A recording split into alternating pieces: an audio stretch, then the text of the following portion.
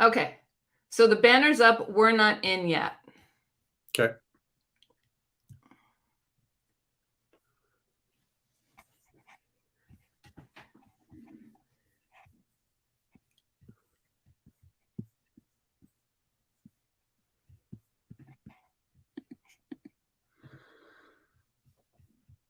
Hello, everyone. Can you see and hear us? Let us know in the comments.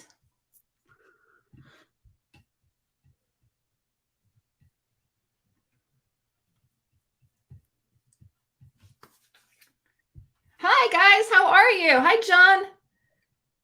I've got a special guest today. So we are here. This is the first edition of Support Small BookTube 2023. Good. Thank you so much, John. I appreciate that. And I decided to try something new. So this year, I'm going to start interviewing fellow booktubers. And who better to be my first guest than one of our favorites, Criminali. So Ollie, thank you so much for hanging out with us this morning. Hello, everyone. It's so great to see everybody.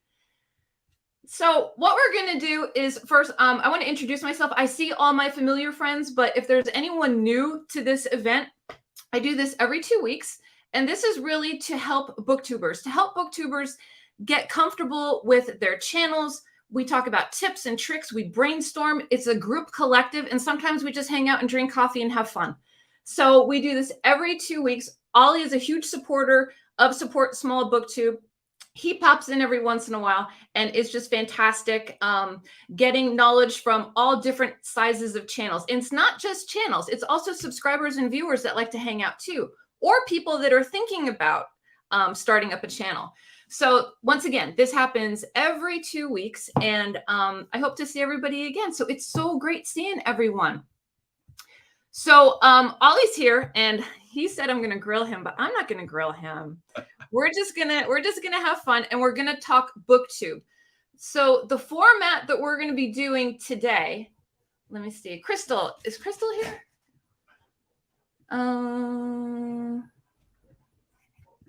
Okay. Crystal, if you're here, let me know in the comment section. So there's Watson. So what we're going to do is we're going to do a pre-worked out Q&A, and then we're going to open it up to everyone to ask questions until Ollie says, I'm good, I'm done, I got stuff to do, I got to get going. Okay? All right. So Ollie, tell us the history of your channel. How did it start? A lot of us already know, but some of us may not know. Okay, so firstly, thank you very much, MJ, for inviting me to be on this. It's only the second collaborative, only the third live I've done, and only the second collaborative live. So great to be here. Okay, so background to the channel then, and I, as you say, I have said this on the channel before. So I started the channel to win a bet. So my son bet me in, I guess it was kind of August, September time of 2021, that if I started a channel, he would get to 100 subscribers before me. So he already had a channel that he'd started doing some stuff on, like streaming him playing a game called No Man's Sky. So I thought I'd give it a go. At that point, I'd never even really watched BookTube.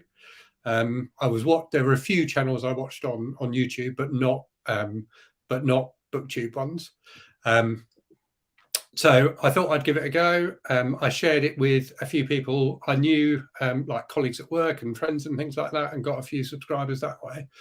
And it gradually just built over time. And I think I was extremely fortunate early on to get some support and shout outs from some bigger, much bigger channels.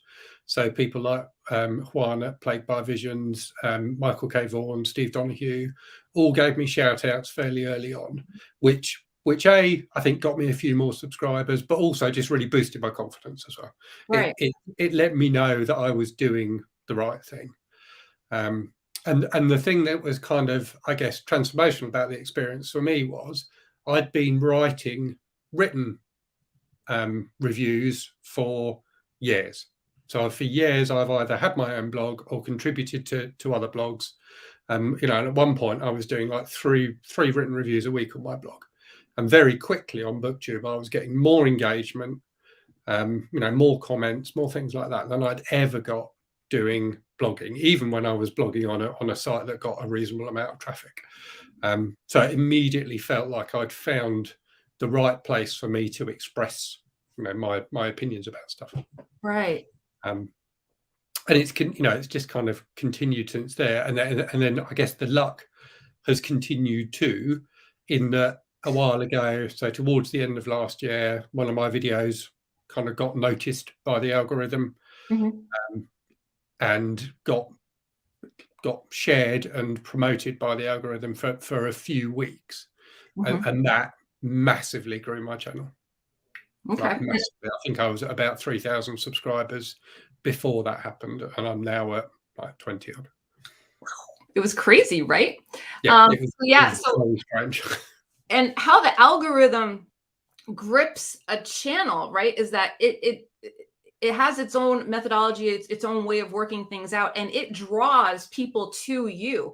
It's not pushing out your content, so it's finding like channels or like subscribers that are interested in similar content, and then boom, it was just like one of those zeitgeist effects where all the components just came in to work for you magically. All right, so after you won the bet with your son, what was the vision for your channel? So really, it was to keep doing it, to keep talking about books, because I just enjoy it, but also, to be honest, to try and grow it. So I never thought I would get to 100 subscribers, ever. Yeah. And the fact that I did, and the fact that I was starting to have, as I've said, like interactions with other channels that were a lot bigger, really gave me confidence. And the fact that I was, during those first couple of months, really discovering BookTube and discovering what BookTube was about, and discovering that there were other people out there like me talking about books, giving their opinions, and also that there were some channels out there that were really quite big. I realized that my channel could be bigger. Right. And I realized that I enjoyed it, and particularly enjoy the interaction with people in the comments, enjoy seeing the reactions of people to the books I'm talking about and things like that. And that made me just want more, to be honest with you. Yeah. So, growing it became central to what I was trying to do with the channel, without changing me.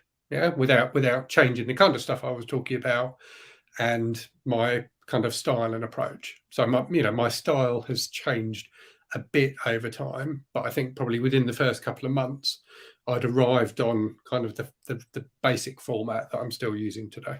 Do you ever go back and watch your old videos? No. It's kind of fun though, when you go back and you're like, oh my gosh, I thought I was doing so great then, and then you're like, here, that was me then, this is me now, right?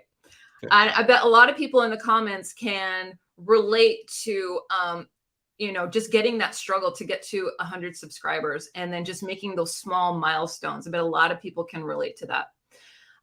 So what do you think were your biggest obstacles when you were first starting out your channel? What challenges did you have to overcome? So I think initially just confidence. So as I've said on the channel, I did a video about this a while ago. I'm a 100% introvert. So the idea of talking to people was a strange thing. It was kind of a strange concept to me. And as I say, I did it to win a bet. I didn't expect anything to come of it. I expected to lose the bet. So having the confidence to do it and just keep doing it was definitely a struggle at first, but the more engagement I got, the more my confidence grew. So that was, it was a virtuous circle.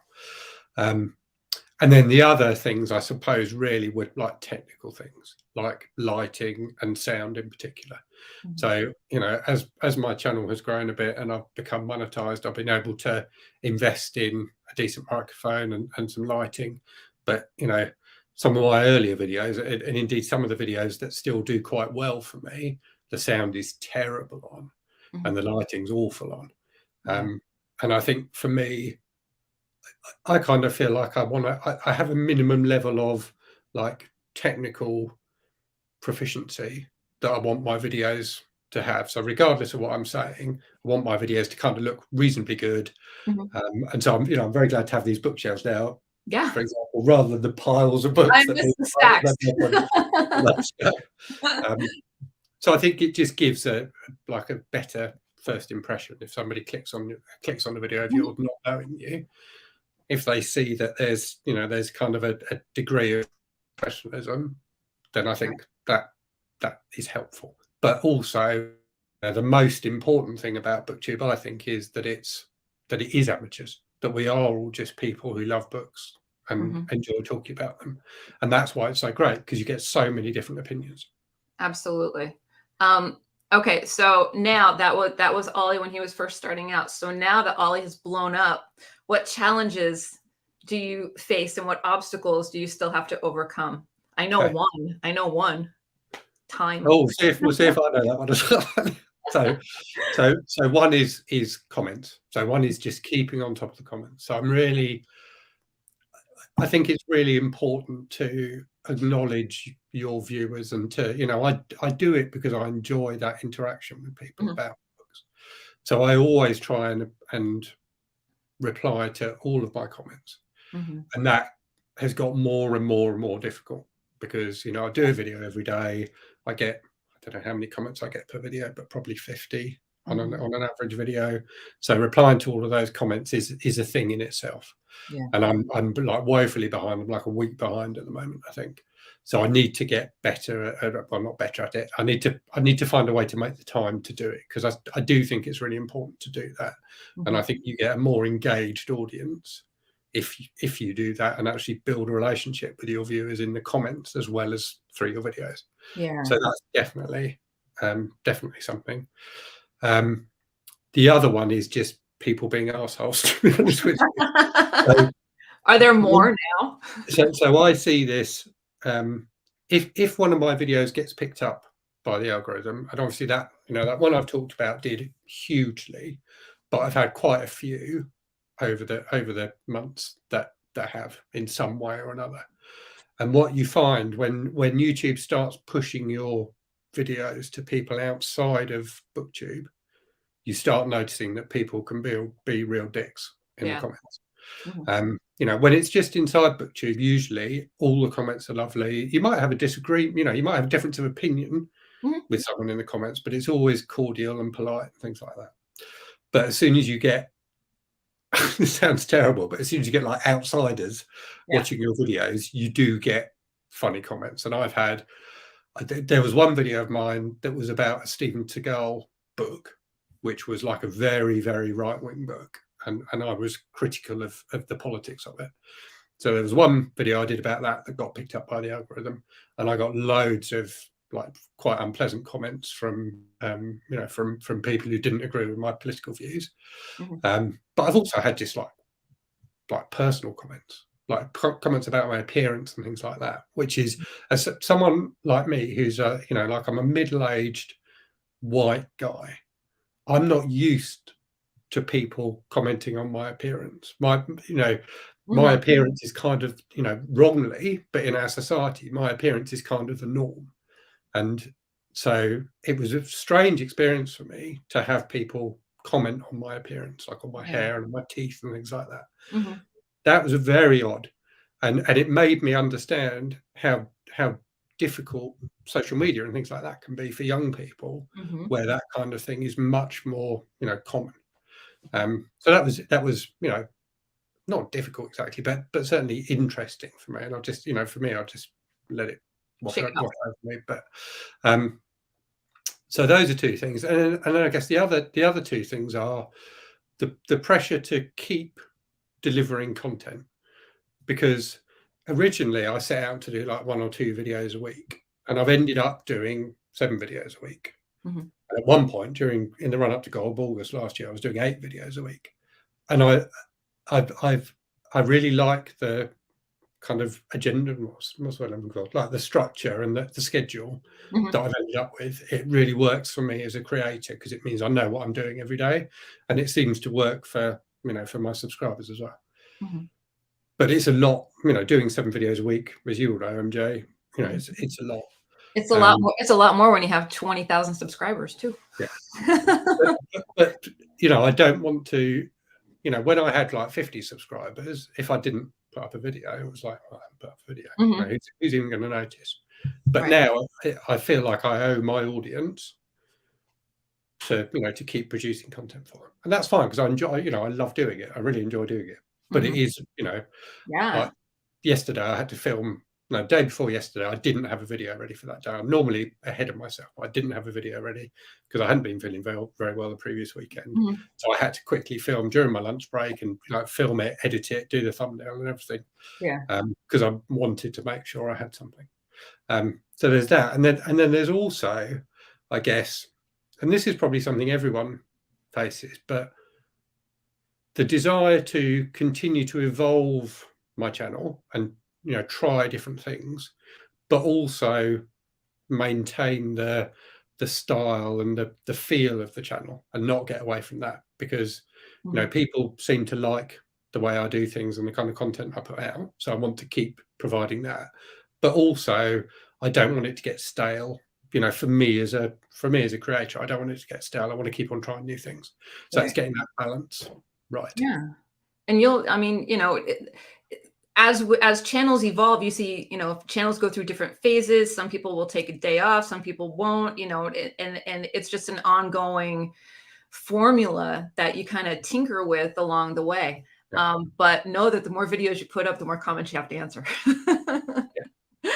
All right. So what is some great advice that you received from other booktubers, that you gleaned from other channels? What has worked in your favor with making a successful channel?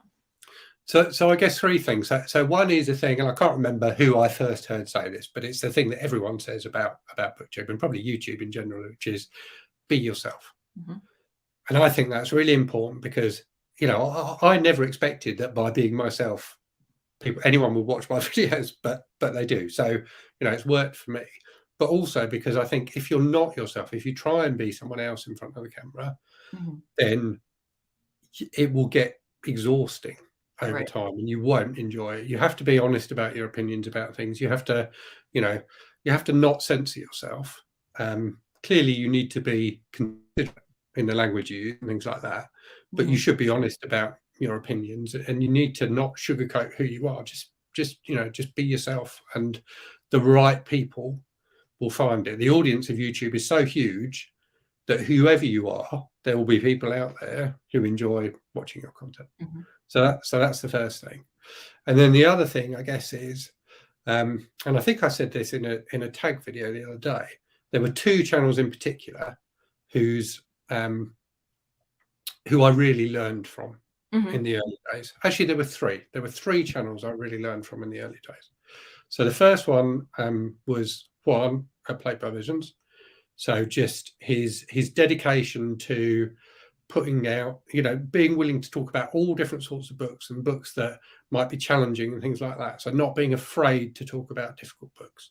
And also the fact that he's very religious about replying to comments and acknowledging his audience. So that was one person.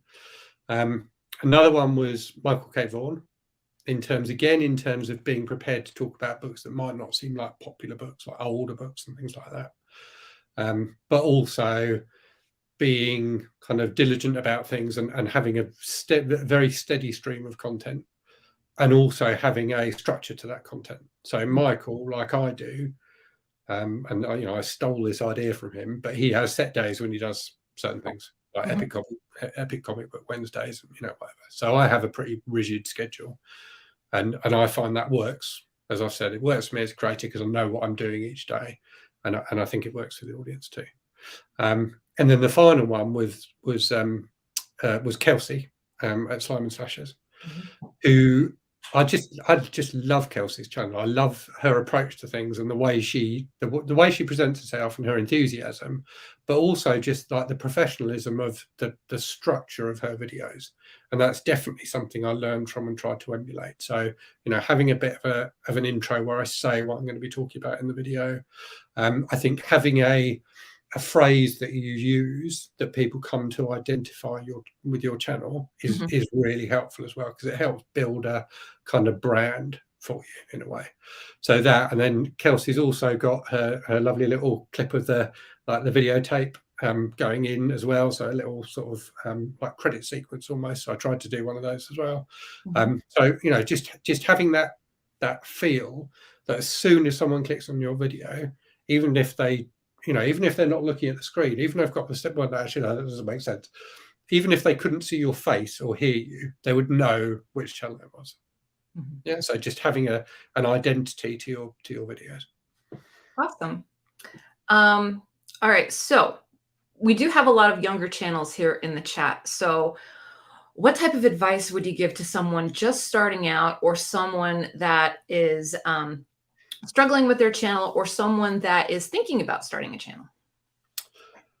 So I think for me, I think that the first thing I'd say is you need to think about what you are doing, why you are doing the channel. What are you doing it for? Are you doing it just to make videos and talk about books and interact with a small number of people who are following you, or do you want to grow your channel? And if you do want to grow your channel, I think you need to understand how YouTube works and think about how you can position your videos in the right way that they are more likely to get a boost from the YouTube algorithm. And I also think about some of the things I've talked about in terms of like the look and feel of your channel and trying to be consistent about that. I think there's kind of three things you need to do if you want your channel to grow and be really successful. So one is you need to get people to find your videos in the first place, because there are millions of videos on YouTube. So people need to find your content in the first place. Once they've started watching your content or watching a video, they need to continue watching it. And then once they finish watching it, they need to want to come back for more. And I think there's things you can do for all of those. And I think, when you look at my content, I do, as I said, a certain, set videos on certain days. What I try and do at least once a week is do a video that I think has the potential to reach a broader audience than my subscriber base. So think about the kind of videos that are likely to be more discoverable in YouTube. So things like top 10s always do well. Right. Single book reviews tend not to do so well, but for the right book, they can do brilliantly. So my review of House of Leaves steadily gets Don't get me started on that book. It's steadily, if you look at the analytics for that, it's just diagonally going up line. It gets this very steady stream of viewers. So think about like discoverability. So I said top 10s are really good, and also like listing all the books you've talked about in a video in the description is a really good idea, because it will help with like search and things like that. So it will help people find your videos. And I get random comments on videos I made ages ago about a particular book I talked about in that video, where someone's obviously found it that way. Particularly for rarer books, if you're talking about a book that doesn't get talked about much, that can be really helpful. And then also think about how you position your video, so that if people see it, they want to click on it. So not everyone makes.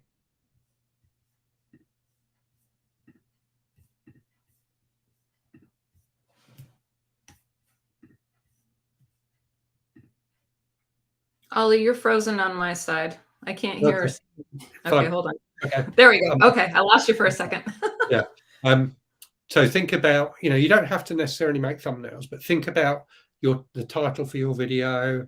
If you do make a thumbnail, think about making that as impactful as possible. I think having a consistent theme to your look and feel to your thumbnails can be really helpful as well. So when people are scrolling through, if they know your channel already, they'll recognize that it's one of your videos quickly. Right. But don't be afraid to be a bit clickbaity. As long as your content delivers on the promise of the thumbnail, I think that's fine.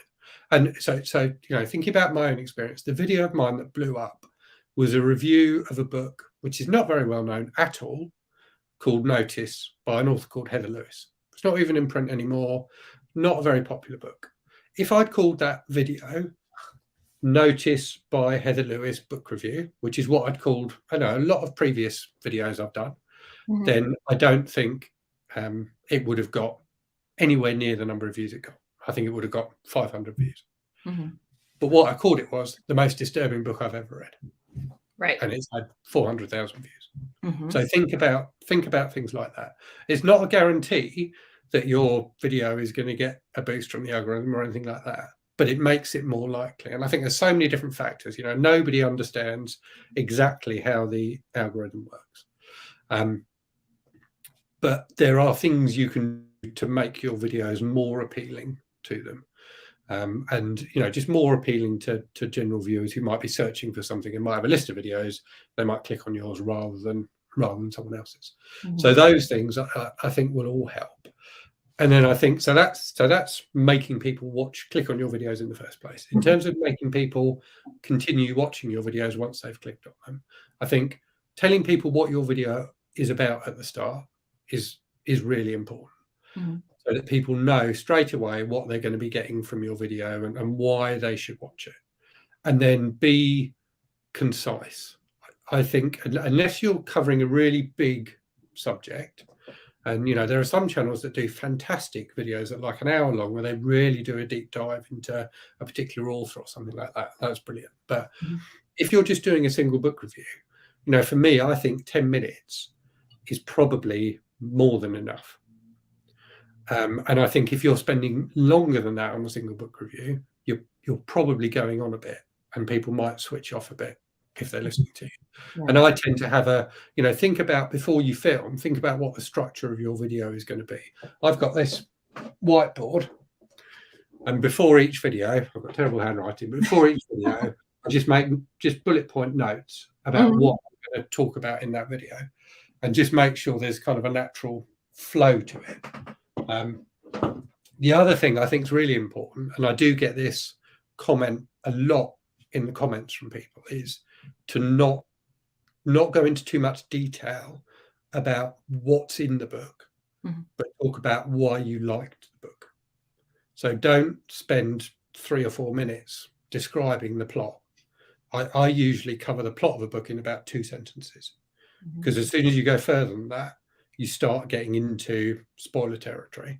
So I tend to just very succinctly say what I think the book's about, or what the book is about, and then talk about why I think it's a good book and what things about it I think will appeal to people, because that's what people want from reviews. You know, they can see what a book's about by looking on Amazon or whatever. What they want to know is why they should read it.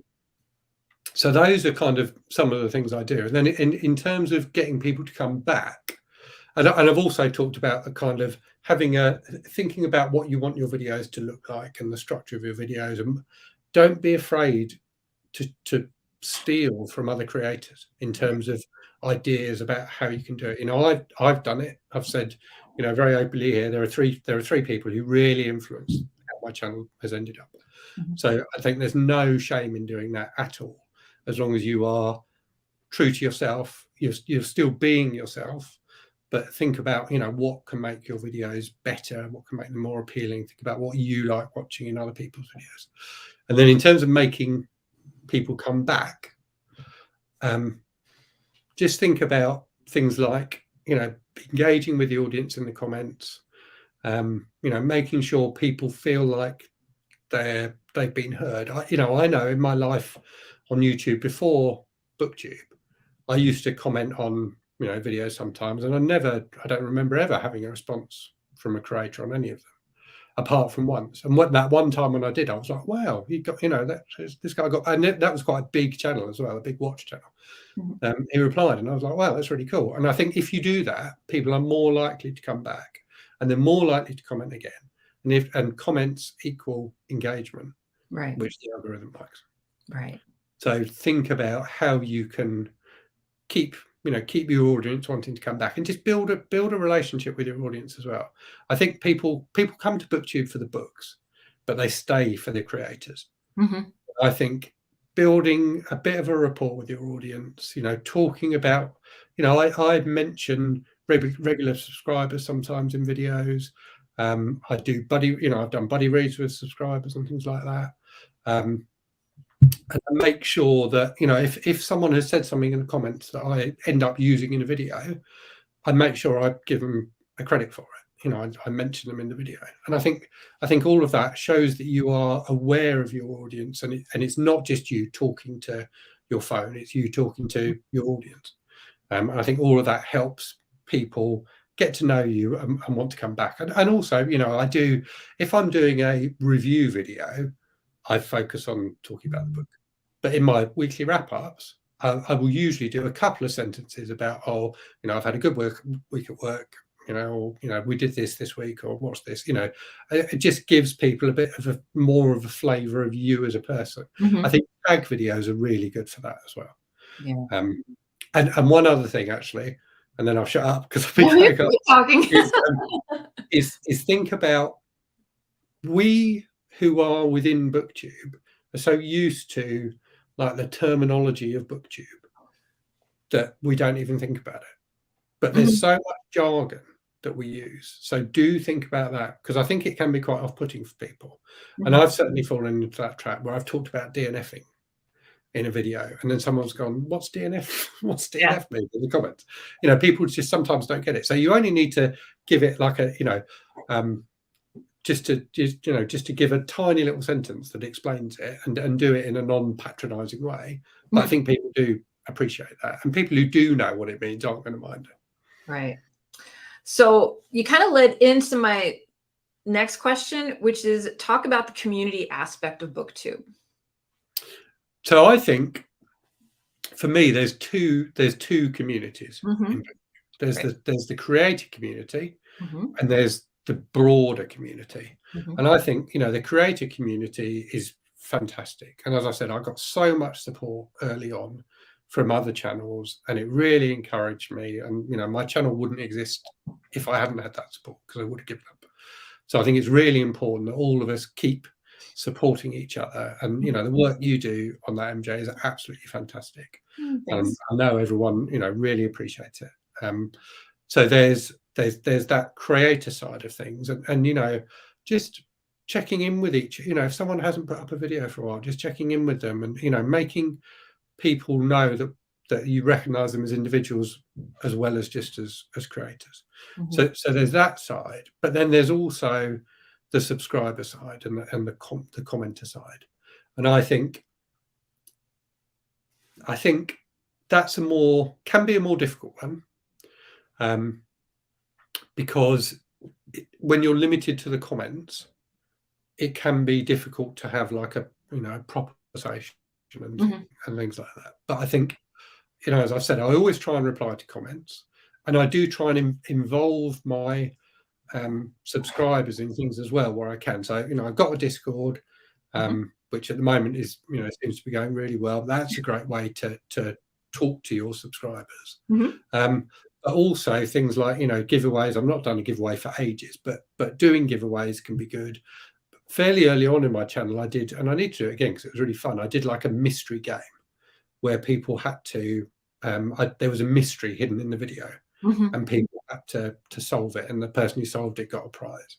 So things like that are fun. But being aware of your try and be aware of who your subscribers are, and particularly who your regular commenters are, because I have people who come and comment again and again on my videos, and it's important to just try and keep up the conversation with them. And it may end up being a conversation across multiple comments in multiple videos, but I think that's really helpful as well. And then also the other thing, I think subscribers are kind of the unsung heroes of BookTube, because it wouldn't exist without them. And it without the subscribers who don't have channels, it ends up just being a bit of a circle jerk, for want of a better, more polite term.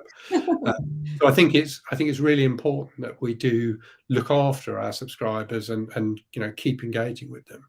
So for example, one of the things I've done this week was around the birth year reading group, and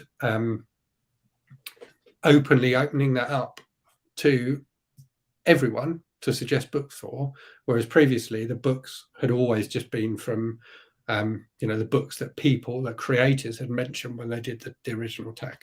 So that kind of thing. And also the other thing I did, which is probably still my favorite thing I've done on the channel, was the intro video I did for Garb August, where I had loads of both creators but subscribers as well, who sent me videos of them saying happy Garb August, and that just made me so happy to actually see my subscribers and be able to to kind of engage with them in that way. It was really lovely.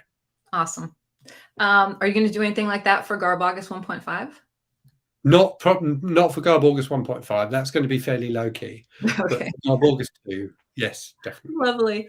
All right. So the last thing I'm going to ask you, and then everybody in the chats, we're not ignoring you. Well, we are, but we're not. We're going to throw it over to you guys, and then we're going to start highlighting comments, and Ollie's going to answer some of your questions. Okay, until he feels like he's had enough.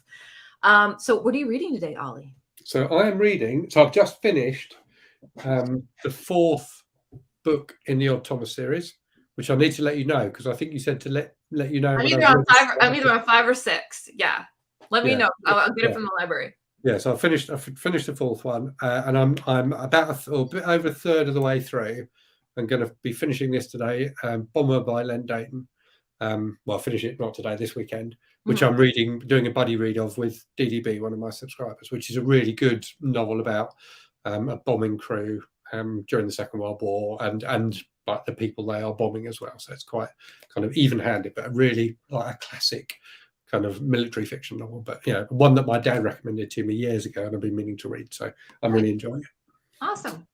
All right. So hello, everyone in the chats. What questions do you have for Ollie? Now is the time to post. I don't know if I'm going to scroll back, so just re-type it, repost it. We'll highlight some comments. Let's see. Al's here. Al just finished Blake's Book of Urizen. Here we go. John says, Ollie, I feel like quitting BookTube because I don't get any subscribers but lose them. What's your advice? So I lose subscribers every day. Every day I lose, when I look at the individual analytics for videos, I can see that I'm losing subscribers off those videos. So you are always going to lose subscribers. And you lose them, for a variety of reasons. So it could be the subscriber has disabled their YouTube account. It could be that it was a bot. It could be that they've watched a couple more of your videos and they've just decided you're not for them. So you will always lose subscribers. So the only way to combat that is to grow your subscriber base. So it's like that horrible business cliche about if you're a shark you have to keep swimming, or whatever it is. You have to keep on trying to grow your channel, because otherwise it will dwindle. And I'm afraid that's the only advice I can give. Yeah, don't give up, right? But you're not alone, John. Everyone loses subscribers all the time. So all the time. All right, so let's see. Gareth asks, I have a question for Ollie. Have you got any favorite tags that have been created by anyone? Oh, I don't know. That's a good question. I don't know if I've had a favorite tag. The one tag I really enjoyed doing, and I can't remember who created it. I don't think it was like one of us, if you like, but that was that in or out tag where it was like 26 things and you just had to do it really quickly. I thought that was a really fun one. I did it in 4 minutes. That was a good one.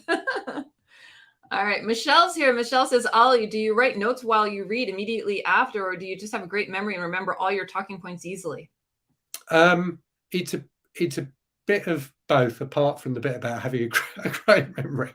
So I do tend to make brief notes. I've got an app I use called Drafts, which is like a free app. There is a paid version of it, but it's a free app, and it syncs across like my phone, my iPad, my Mac. So it's really easy to keep track of things.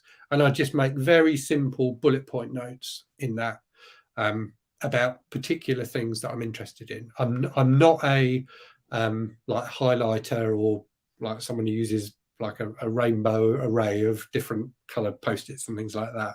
I do highlight things in my Kindle sometimes if there's a particular phrase I want to refer to, and if I'm reading a paper book and there's a thing like a bit of text I particularly want to remember and talk about, I'll literally just take a photo of it on my phone. So I've got it and I don't have to remember where it was. But generally, I try and film my reviews fairly soon after finishing the books. The thing I'm terrible at, and you may or may not have noticed this in my reviews, I very rarely mention the names of characters when I'm talking about books, because I can never remember them.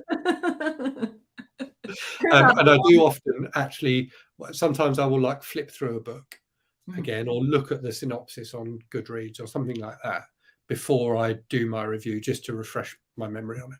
But generally, I remember, I may not remember all the details of a book when I come to talk about it, but I do remember what I felt about the book. Right. And I think that's what people want to know. Yeah. Additional question. Do you use your scribe now to annotate more? No. I do a little bit, but not a great deal. All right, let's see. Big Al is here. Thanks for the nice words, Big Al. Big Al has a question. Ollie, as a bit of a genre expert, is there any creators you go to for genres you are less knowledgeable on? So probably three that spring to mind. So one at Played by Visions for kind of challenging, transgressive type fiction.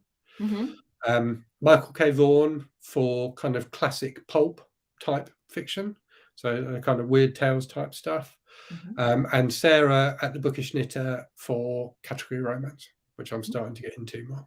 Nice. Let's see. Jess has a specific book question. Ollie, have you read Last Song Before Night by Ilana C. Meyer? I have not, Jess, I'm afraid. I haven't heard of that one. Kat's Novel Adventure. What category do you have your channel set as, or does it matter? For example, mine is set to people and blogs. Mine is set to entertainment. Mine's people and blogs. Okay. I really don't know if it matters. I don't think so either. All right, John is back. What's your advice for choosing a book and just reading instead of searching for every single book, or just wanting one that you don't have yet to read? I probably don't have advice for that because I have terrible impulse control. And as you pointed out in a comment the other day, MJ, it wasn't that long ago, I bought a box of 40 NASCAR romances without reading one. So I'm terrible at, and I always have been. I remember when I was like in my 20s, I'd read about 100 pages of a Harold Robbins book and immediately bought like another 20 of them, which I then didn't read. So I'm bad. I'm really bad. Okay. Mark is here. Book Time with Elvis. Is there any topic or video you avoid making? Well, until recently, things like this. So it was only Christmas Day I did my first live, and I was incredibly nervous about doing it. I'd held off on doing anything like that for ages. And it just felt like the right time. And I'm really glad I did it. I had a great time. So I would encourage people to, to try different things because they're never as bad as you think they're going to be. So so I did one on Christmas Day. I then participated in New Year's Evil on New Year's Eve, and now I'm doing this. I've done 3 in like 2 weeks. So that's definitely something I'd avoided. In terms of topics, I don't think there is really, other than, well, no, actually, I don't. I guess I don't. I wouldn't necessarily want to talk about books I don't particularly feel that knowledgeable about. So I tend to try and talk about books where I feel like I've got something to say. So I certainly don't review every book I read, because a lot of the books I read are like, I don't have anything to say about them.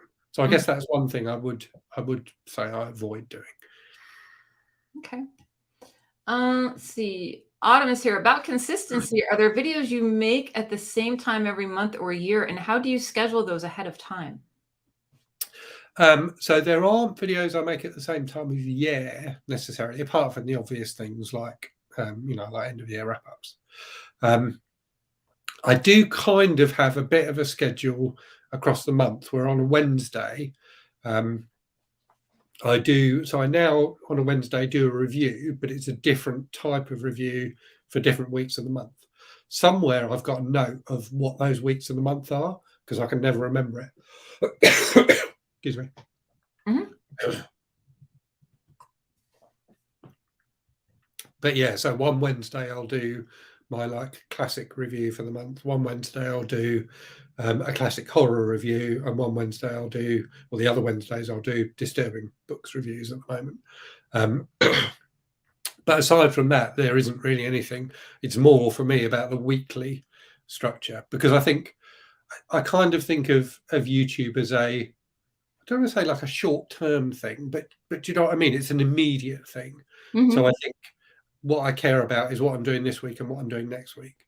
I don't really think about beyond that particularly. Okay. Let's see. Michelle has another question. Do you ever feel not in the mood to film? Do you just power through or leave it for later? If I've got time to leave it for later, I'll leave it for later. But if I haven't got a video done for that day, then I power through. Yeah. Do you ever feel better? Like sometimes I'll film and I'll be like, God, I really don't want to film this. And then I'll finish it and I'll be like, I feel so much better.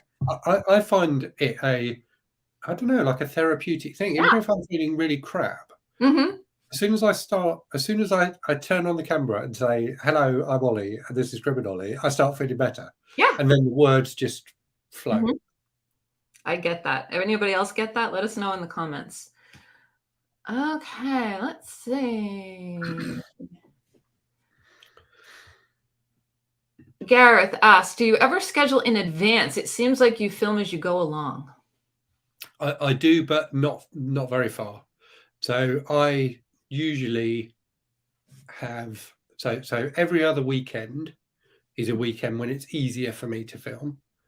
And every other Monday, and that's like the opposite Monday to the weekend, if that makes sense, it's easier for me to film.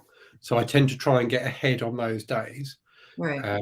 But I'm rarely more than a few days in advance. Okay. And unless I know it's going to be really difficult for me to film. Right. Like, you know, when we went on holiday in the summer, I pre-filmed a bunch of stuff so that holiday period was filled up. Awesome. All right. So those are all the questions. I don't know if you still want to hang out, if you just want to chit chat BookTube. It's up to you. I don't want to over exhaust you, but thank you so much for making this happen, Ollie. It's been great. It's been really nice to talk to you, MJ, and really fun. Thanks for the questions, everyone. And if anyone's got any other questions they want to ask, just email me or, you know, ping me on Discord or whatever. I will duck off now if that's okay, because my voice is going and I need a cup of tea. Okay, let's just do one more, because Greg, our buddy Greg, is here. Have you ever made a video then decide it's not good enough not to release it? Yes. So there's two actually. So I filmed a review for the cover of my Kindle Scribe about 2 weeks ago, and just didn't get around to it. There wasn't the right slot for it in the schedule, so I just ended up not putting it up. And subsequently, I found out that actually I was using the cover completely wrong. So, well, not completely wrong. I don't think you can use a cover completely wrong, but there was one particular feature I wasn't using correctly, so I need to refilm it now. And then the other one was I did a video a while ago. I think I filmed it a couple of months ago, probably, about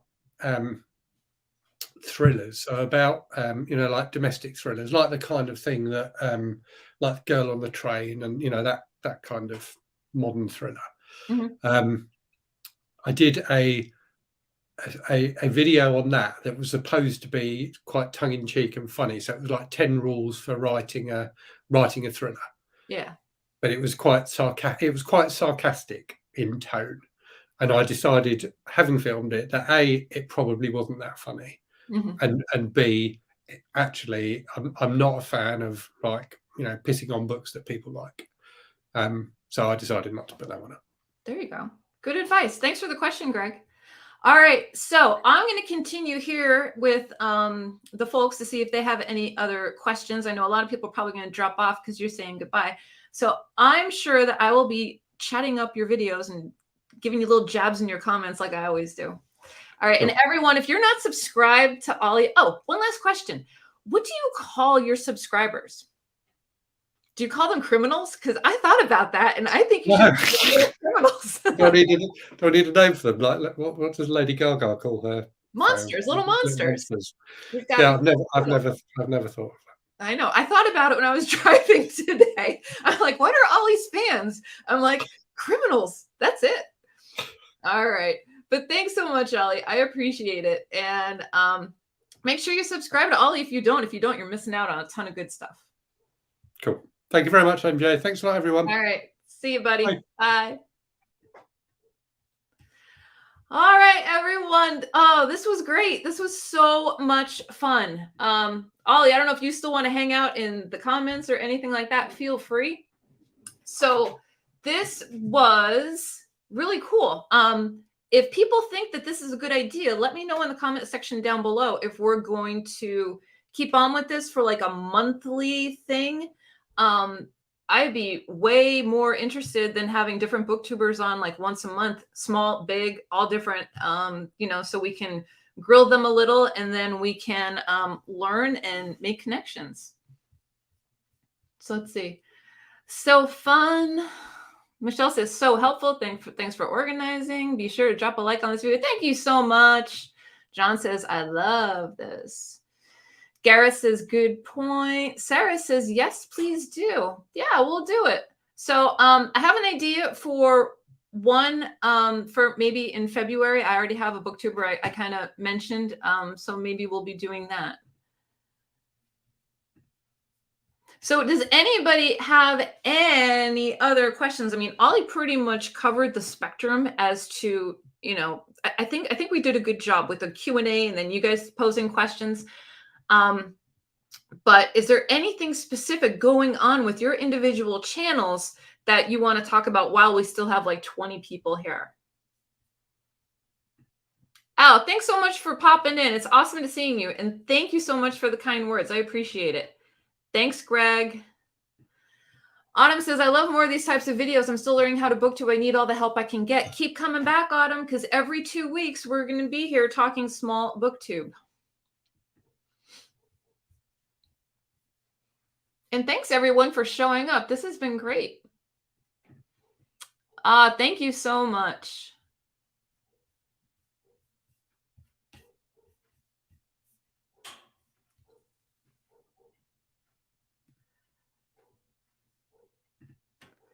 Just sharing that I'm creating a new logo, but it's taking a while because I have no idea what I'm doing.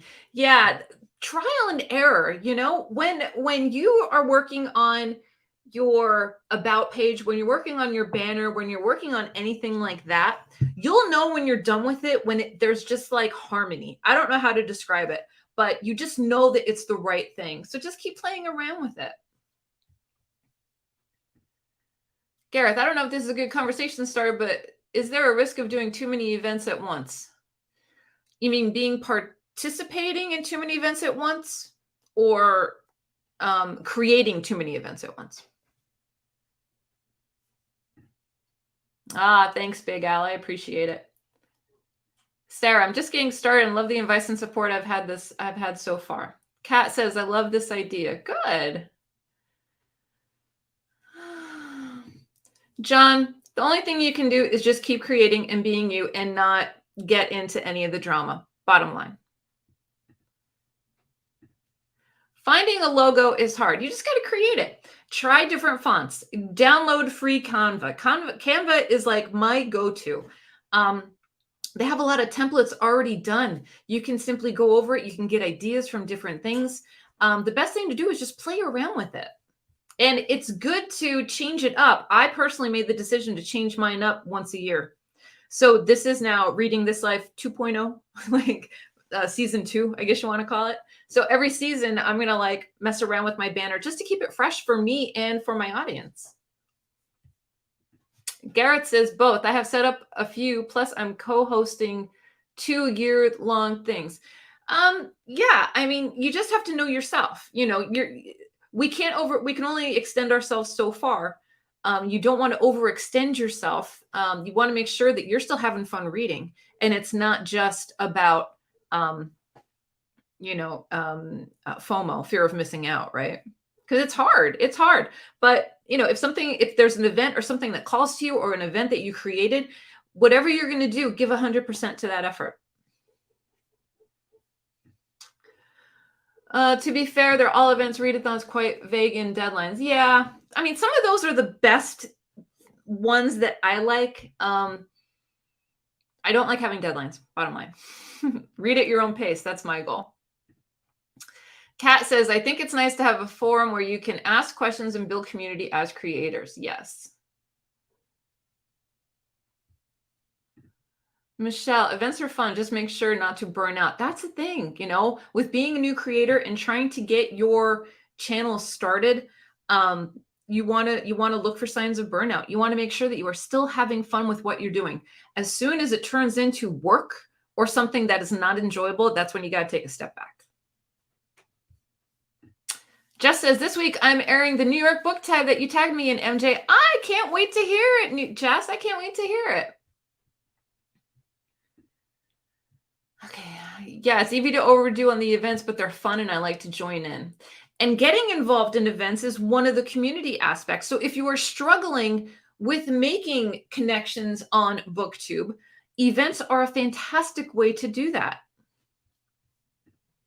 Next week is the evolution of a reader book tag. Is that Jack from Spread Book Joy? I think that was her chat. That was her channel. Classics and Company is great fun.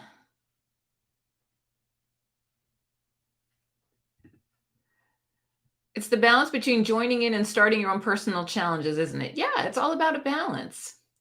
Big Al, who's doing Garbagus 1.5? I'm doing Garbagus 1.5. I can't wait for that sucker to roll around. Are you doing Garbagus 1.5? 1.5? Autumn says, I started making shorts and I had one get over 1,000 views, but I don't know how to make it happen again. Guess I got lucky posting at a certain time or something. Yes. And in your algorithm, or not in your algorithm, in your analytics, your BookTube analytics, it will tell you what the best time for you to post is. Did you know that? Yep. Go with that. And what happens is when your shorts go out to people, those people that view your shorts are going to also view your longer content thumbnails and will also be tied into your future shorts. So with shorts, keep putting them out. Be consistent. Y'all know my dog. Y'all know Watson. I will keep putting him out. People enjoy him. People love him. I love him. And it's almost like a video diary that I'm going to have, like a longevity thing. And the more you put out, the better the response you're going to get. Sometimes I'll put a Watson short out and I'll get like 1,000 views in 5 minutes. Sometimes I'll put one out and I'll get like 50 views in a day. It just depends, but you just need to be consistent. Okay. For sure, Gareth. I want to do all the things. We want to do all the things. Okay. Heck yeah, Garbagus 1.5. I don't have a schedule when I upload. The reason why is that I don't want to stress myself out. Yes, Evolution of a Reader was created by Jackie. Yeah, she is awesome. Screenshotting your channel names. Screenshotting your channel names now. Okay. You could also go back. This will be on replay. You could all watch this again too. You don't have to screenshot anything. William says, I still need to do one tag I was tagged in. Need to read at least one horror novel for first though. Okay. Garrett says, I might read one of my wife Jackie Collins books for something I wouldn't normally read. And they are fun. They are fun. That's what I'm reading, a Jackie Collins novel. It's just stupid fun. Shotting, we got you. Greg says, yes. Garbagus 1.5, naughty Western or killer animals. I can't decide. You can't go wrong with cowboy trash. You cannot go wrong with cowboy trash, in my opinion. Naughty killer West wild animals. Yes. All of it. All of it. Well, this was so much fun. Do you guys think that I should continue having like a booktuber on once a month? So that would be like one of the 2 lives that we do. Autumn Rose, any book tag suggestions? I did the newbie tag, but that's it so far. Is there a master list of book tags somewhere I can choose from? All you have to do is go into the search bar and say tag, book tag. Right now, there's the New Year's tag. That's a good one to do. What else is floating around? The ones that were mentioned in the chat just now, there's no rules. You can even go on, that's Watson. You can even go on and create your own tag if you wanted to. But you can go on Google. People have lists. We're trying to do that with the BookTube bulletin board to like include monthly seasonal tags. Yeah, there's a bunch. There's a bunch. You can go in almost everyone's video history, and I have a playlist specifically for tags. You can go in there and just pick one out, and I'm sure other channels have the same thing set up. Okay. Jess says, I'm considering doing a book club on Discord. Is there any tips or tricks that anyone could give me advice on? Just start it. Just start it. Start it and put a video out there saying that this is what you're going to be reading. And your subscribers will come. You know, you can have your subscribers vote on a book. You know, it's a great way to get engagement. I love doing that. I haven't really picked any except, what's the one I'm doing in June? Lonesome Dove. Lonesome Dove is going to happen in June. Have you seen Lonesome Dove? It's like that. And I'm not one for those types of books, like a chunk, but I'm committing to it and I'm doing it. And I'm getting a lot of interest from people that are good, that want to do it for June on the Range. So that's going to be really, really cool. Okay. Sarah says, yes, please. Micah says, yes, please. Micah, I'm going to have you on one day, so get ready. Yes, have a booktuber on once a month. Okay, cool. Greg, yes, continue with other booktubers. I'm going to hit you up too, Greg. I'm going to hit everybody up in the chat. Gareth, you're on the list too. I think it's nice because you bounce off each other. Yeah. All right. Bye, Micah. Thank you so much for coming in. I appreciate it. William says, nose in the book. How about my original tag? I think it's relatively simple tag. There you go. Bryce says bye. Hello, Bryce says bye. Have a good weekend. Hey, Alan, what's going on? How are you?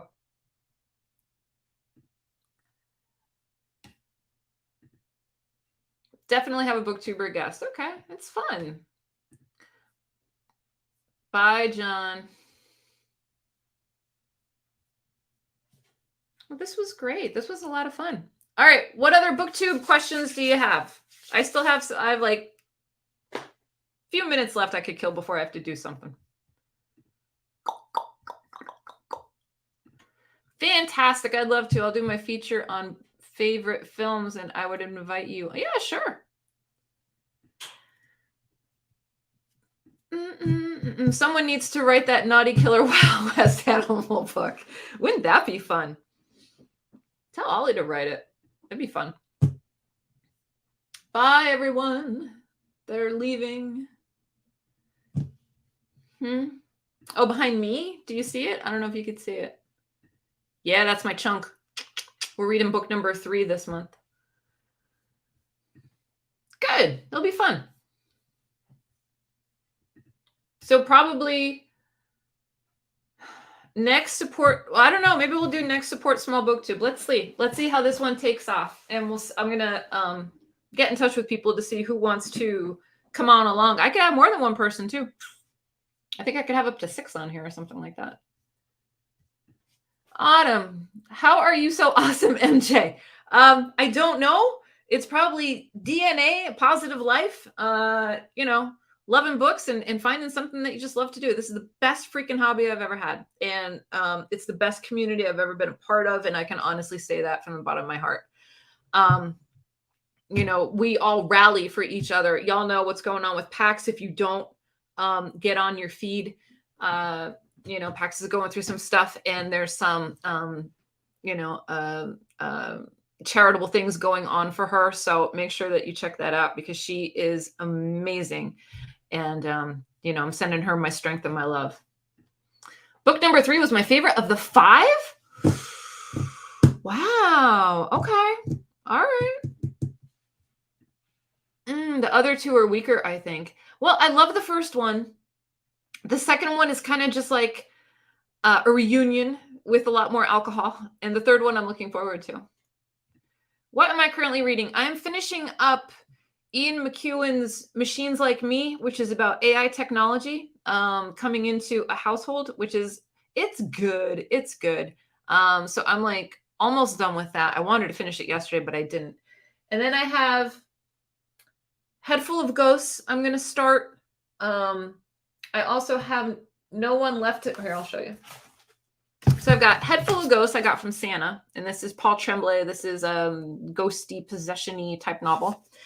Then I've got Karen Russell's sleep donation. This is science fiction. This is, I guess we are in a society that there's issues with sleep, and there are sleep donors, and there are sleep robbers and stealers and good guys and bad guys and all kinds of stuff.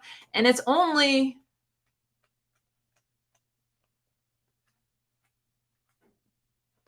100 and some pages, 145 pages. So that should be good.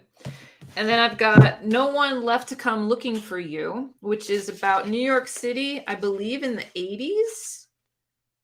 No, 90s. About an art scene in New York City, I think. So I've got that. And then I've got Douglas Adams. So I'm only on book number 14. Machines Like Me is book number 14 of the Read What You Own challenge. I have to get up to 51. I'm trying to get to 51 before my birthday, which is in February. So yeah, huge love to PAX. Does everyone know MJ and I are going live this Monday? Yes, I will be live on the Monday night show with Greg at his channel, Another Bibliophile Reads, and Alan from Big Hard Books and Classics. And I may break my rule and have a White Claw on a Monday night. So stay tuned for that. Agnes, if that is real, that would be cool. If what is real? That I'm going to be on? I'm going to be on. Hi, Al. I'll watch that maybe if it doesn't clash at my D&D time. Gareth, you playing D&D? Faulkner in August. You need to. Did you ever do Faulkner Fridays, Alan? Because I think that needs to be a thing if you didn't. How many books are you in with the? I'm on 14, finishing 14, and I'll be soon on 15. This one will be 15. And these other two were gifts, so I can't count them, but I just want to read them. I really just want to read them. Oh. I'm trying to look at my most viewed watch time on analytics, but can't figure it out. You will see it's all purple bars, right? And where the bright color is, that's when your people are on. I don't know. Let me see if I could check mine.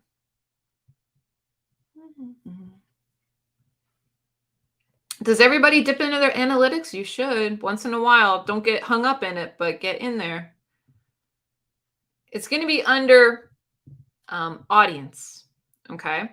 And it says when your viewers are on YouTube, and mine are on between 6 in the morning and 10 o'clock at night. But a lot of times I'll post videos at midnight, like my time, and I'll get like 30, 40 views from everybody over in Europe before people wake up in the States to watch, which is kind of cool. Never mind, I got it. Okay. Nice titles. I've had Head Full of Ghosts on my radar for some time now. One day. Yeah, I've heard only good things. Tag Tuesday. Head Full of Ghosts is amazing. Yeah. So I'm really looking forward to it. I really just want to start it, but I have to finish this other one. And it's good.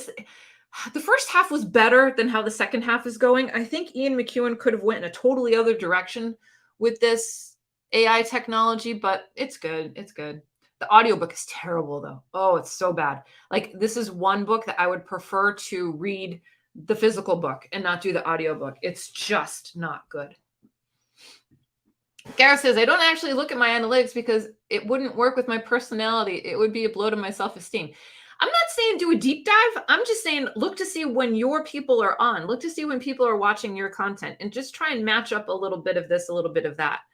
And there's also a new tab in the studio on YouTube Studio for research that is really, really good. And it will tell you what are the top searches based on your audience and your audience saves, which can be very, very helpful. My top searches are Book of the Month, Book Review, and BookTube.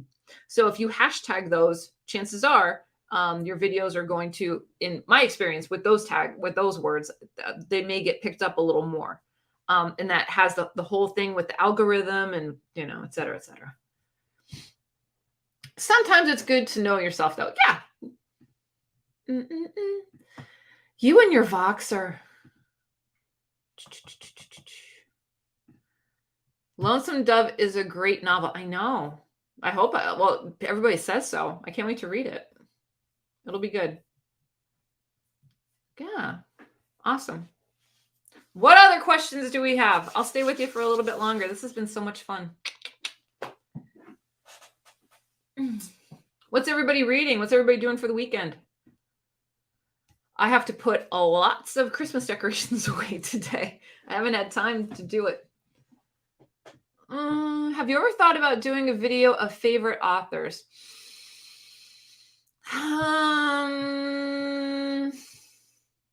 No. I mean, I could one day, but there's so many that I like for different reasons. So like I did the Cormac McCarthy books. I love them. I love them. Would I say Cormac McCarthy is a favorite author? I'm going to say I'm not sure yet. Neil Gaiman is a favorite author. Sarah Grant is a favorite author. Do I want to do a video all about them? No, because I kind of think I talk about them a lot. I don't know. I don't think I want to do a profile. Gareth says, I'll hit you up. Jess says, dog sitting a friend's dog and reading. Yes, that's wonderful. Sarah says, I'm starting my first Agatha Christie book, and then there were none. Wonderful. Gareth says, I'm finishing a book that isn't going down well in the science fiction book club we started. Haha. Hopefully I'll like it, but I'm not far in. Yeah, sometimes you got to wait a while to see if it's really, really good. Crystal says, yep, also putting Christmas decorations away. Currently reading Childgrave by Ken Greenhall and working my way through the Served Cold anthology. Ooh, that sounds good.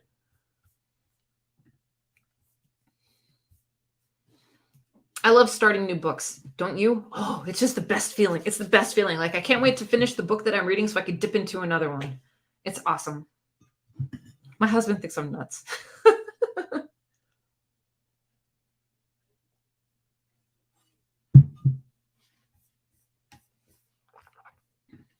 Cat's got to run. This was awesome. Have a wonderful weekend, everyone. Hey, you have a wonderful weekend too. Autumn Rose has to get going. Thank you. Have a great reading weekend yourself. Have fun at the party. I need to get back on booking gigs for the band too. January is always a slow start. Yeah. Oh, I know, Alan. It hurt all of us. And I swear to God, I thought when she posted that, she was talking about the other C word. I thought she was talking about COVID. Until I saw Mr. Morningstar video and I'm like, oh my God, I'm an idiot. But I hope I made her laugh a little bit. Or at least make her smile. I said to her, Pax, I thought you had COVID. I'm telling her to rest and hydrate and read books. Jesus. Have you ever read any books that scared you? Those are the tops I'd love to find. The only one that I was nervous about that I put down, because everybody hyped up this book so much, was Josh Mallerman's Bird Box. And there are parts of Bird Box that are very cringy if you are reading it in the dark and you're home alone. Just saying. But I never been scared. There's some books I will never touch. I will never touch The Exorcist. You can have it. Not my cup of tea. I don't need that in my life. So, and probably because I'm scared of it. No thanks. Oh, MJ, you are not nuts. I don't know. I think I need to do a poll on that one. Really upsetting, Al. Yeah, really bad. That explains my response. And I responded to my response and I'm like, oh, I thought she had COVID. Honest to God. But, you know, if anybody talks to her, tell her, the Pax, if you're watching this on the replay, we love you, girl. And you fight. There are no sad words for me. It is about kicking the fucking ass out of it. Thanks. I'll give Bird Box a go. Yeah, don't watch the movie. Read the book. Don't watch the movie. The movie's good, but the book really creeped me out. Oh, yeah.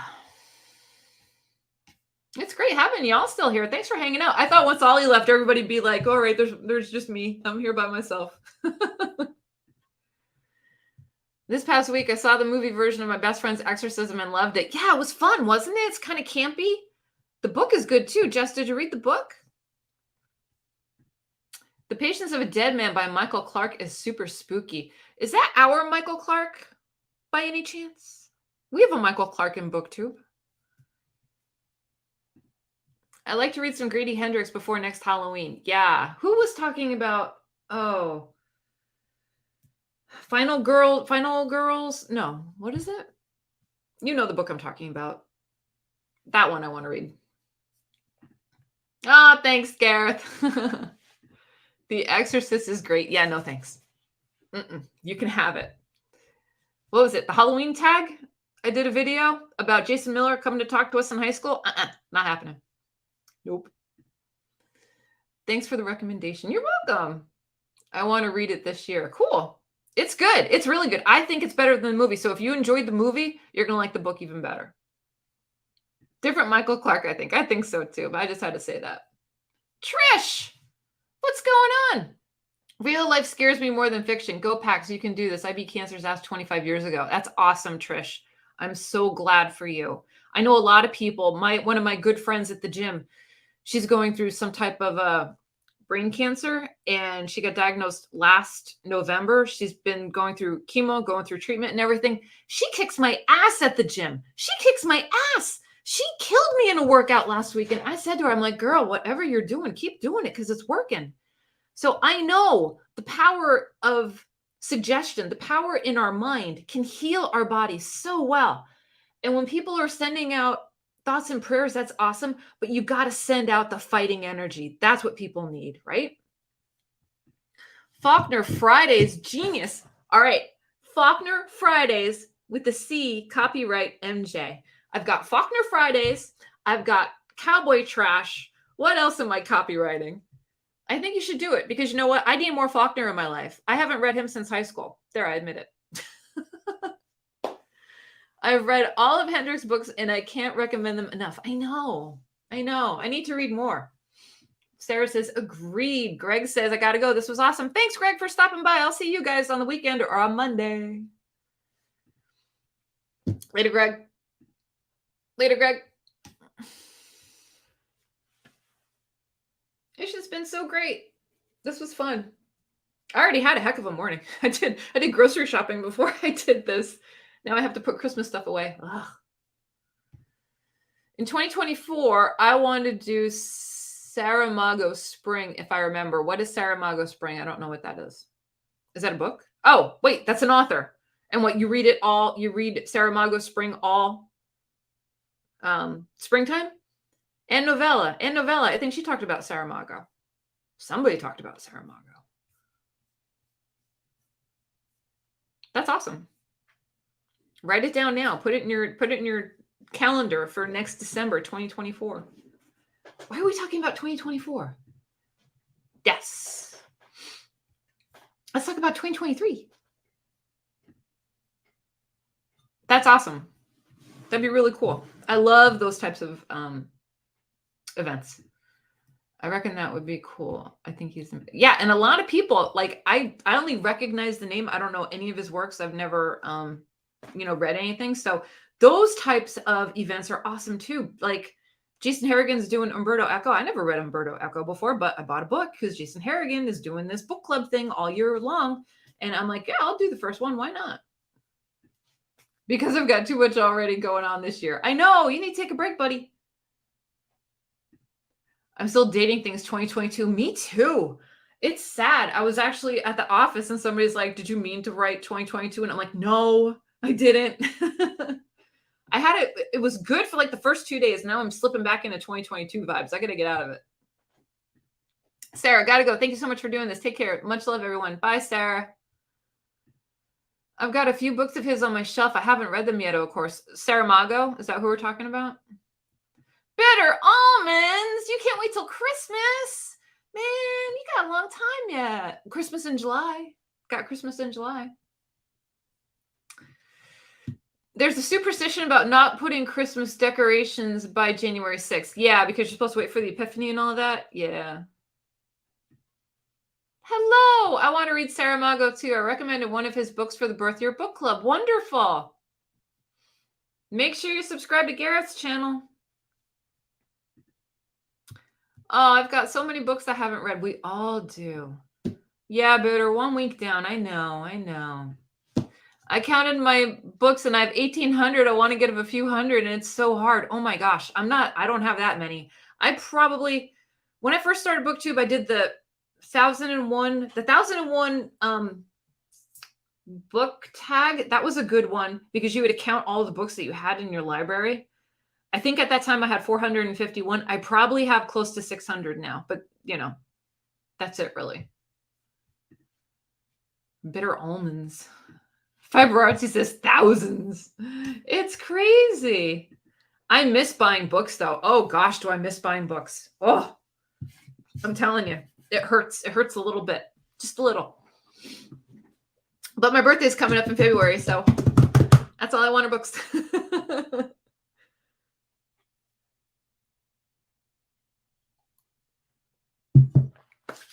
All right. Well, the coffee's done. It's 20 after. We still have a lot of people here. All right. Last call for BookTube. Well, 600 around the time my daughter, 600 was around the time, was around the figure my daughter guessed for me. She has no idea. No, she has no idea. Now, do you double stack your books? Like, you know, you put one and then you put one behind it, like Ollie has in his shelves. The Barnes & Noble half price sale must be difficult. You have no idea. You have no idea. I've avoided all emails. I've avoided all posts. I still love watching people's hauls, but I know that sale went on and I resisted so hard. Yeah, this challenge is hard. I'm only doing 25 bucks. I mean, I know I could do the number that I set myself out to do, but it's like when people start talking about books, immediately I go to my Amazon wish list and just put it in there so I remember either to get it from my library or to get it for myself, like when this is all over. Yeah, double stack, but ultimately about 10 boxes in the loft. I love that. I used to love when Ollie used to say, I got to get a box from the attic. You should have a box from the attic series like he used to have. That's fun. I don't know why. It's just fun. It's like kind of bringing down old books that you forgot that you had, and then you go through them.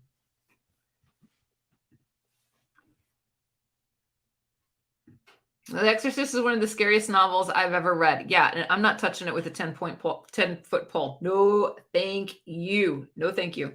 You can have it. I don't want it. I don't want anything to do with it. Jason Miller put the fear of God into me. Clive Barker too. Clive Barker's fun though. I like Clive Barker. I like him. I've always liked him. Haha, yeah, I could do. Barnes & Noble 15% off. Book Nook sales going on right now. No stacking required. No. My first device was a Nook. I still call my Kindle a Nook. I don't know why. I've done an unhaul video where some of it is me in the loft, but I don't know when it's scheduled for. How many videos do you have posted in advance? Like, honestly. I like Clive Barker. I like him too. Was he problematic in the early 2000s? Was there a little issue with him? I don't know. For some reason, I thought that. I just remember there was there was a show and there was a YouTube video and it's got like Stephen King at a round table. I don't know if Dean Koontz is there. There's a bunch of horror authors. And then there's young Clive Barker, who's like 21 or 23 at the time. And he just like blew everybody away. Jess, I read The Exorcist years ago. SK's Gerald's Game creeped me out. Oh, yeah. I remember the movie. So many. I've done all of the 100 album challenge videos and they go to 20. Wait, what? You have videos scheduled through 2025? Are you serious? Oh my gosh. That's mind-blowing. For me, that's mind-blowing. Has anyone watched The Servant? Very weird but good. No, I don't have Apple TV. I used to. I had the freebie and I never got it. I've heard it's good too. If it's the show I'm thinking of. I don't watch much TV at all. You know, my husband was watching football, and now football's over. So we're probably going to get into some movies and stuff like that. But he'd be watching football and I'll be reading. It's just, I don't have any desire. Now, I will watch like a paranormal show, ghost hunter show, Bigfoot show, something like that. But we don't watch like a series or anything like that. My father's a cancer thriver, clean for 15 years. That's amazing. That is amazing. People can beat it and PAX will beat it. Thing is, no one watches them, so I reckon I could have given up and stopped halfway through if I hadn't done them all. Well, if no one watches them, like, do you have it tagged the right way? Or do you have your hashtags? Maybe you should switch up your hashtags and do it more for the music community than the BookTube community. Does that make sense? Meta energy, yeah. Hi, John. We're wrapping up. Go back to sleep. We're wrapping up, buddy. All right, everyone. Let's wrap it up. So, thanks again so much for hanging out with me. Make sure you hit the like button for this live. Be sure to watch it again if you want more of Ollie's tips. It's been awesome. So the next one, we will be back. Today's the 7th. It will be the 21st. Yeah, so we'll be back here on the 21st. Jess says, don't give up. You are doing what? Yeah. Bye, John. Thanks for sticking around. You bet. Bye, Bitter Almonds. You guys rock. Make sure that you are making connections with people. Make sure that you are commenting. If you are a creator, make sure you're answering back in the comments. Get your communities going. Take care of yourself so you can take care of others. And I will see you in my next video. I will see you tomorrow for Small BookTube, for Support Small BookTube. Going to have a lot of different style videos on tomorrow, so it'll be good. Have a nice week, everyone. Happy New Year. Yeah, Happy New Year, everyone. Thanks for hanging around. Love you guys. Take it easy.